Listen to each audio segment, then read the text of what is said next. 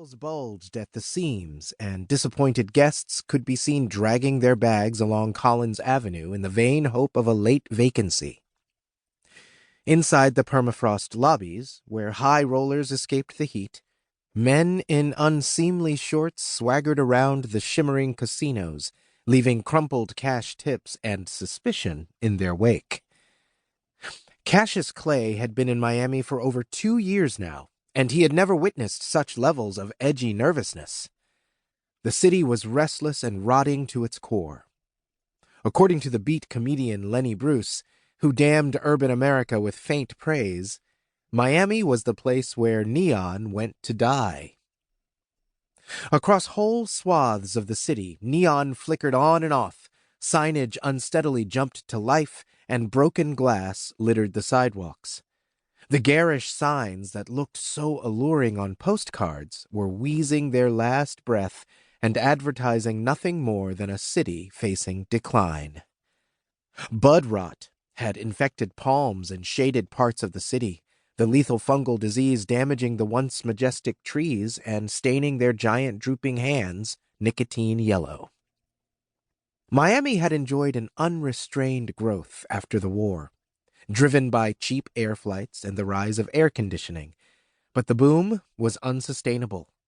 Work was short-term and unpredictable. Unemployment surged and ebbed with the seasons, and the influx of immigrants from Cuba and the Caribbean put unmanageable pressure on social services. Many mid-priced hotels had struggled to keep up with refurbishment plans and repairs to hurricane damage, so swaths of the city looked grubby, dysfunctional, and unloved. Despite all of that, the myth of Miami thrived, and the city's sunshine reputation somehow shook off harsher realities. In her insightful book, Miami, the celebrated author Joan Didion claimed that Miami seemed not like a city at all, but a tale, a romance of the tropics, a kind of waking dream in which any possibility could and would be accommodated. But wrapped up in the dream, Didion also saw a city situated at the geographic end of a pistol, an American city populated by people who also believed that the United States would betray them. And the man the Cuban denizens of Miami believed had betrayed them most deeply was the president himself. John F. Kennedy was in town, and his presence had added increased tension to the tumultuous self-indulgence of New Year. The year 1963 was destined to become one of dark conspiracy, the year the president was assassinated. But something else was stirring, hidden away on the other side of this segregated city. Soul music was rippling beneath the surface, barely audible at first, but about to break across America like an electric thunderstorm and dominate the eventful years yet to come. It was in Miami that Cassius Marcellus Clay, a lanky youth from Louisville, Kentucky, had fashioned an outrageous dream: to become the heavyweight champion of the world. Cassius and his advisors in Louisville had identified the veteran trainer Angelo Dundee as the man most likely to advance the young boxer's career. Dundee had left his native Philadelphia and was based at his brother Chris Dundee's gym on Miami's 5th Street.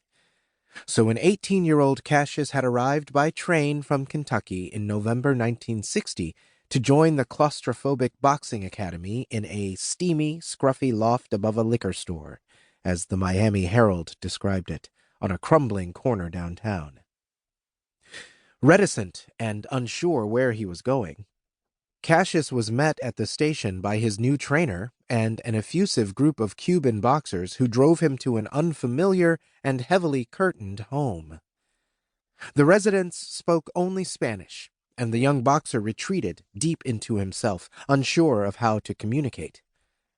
As night descended, he was shown to a cluttered room near the Calle Ocho strip in the Little Havana neighborhood, where he dumped his training bags and faced an ignominious baptism. He shared his first uncomfortable night in Miami, sleeping nose to foot with Luis Rodriguez, the brilliant Cuban boxer who once boasted that he had the longest nose in America.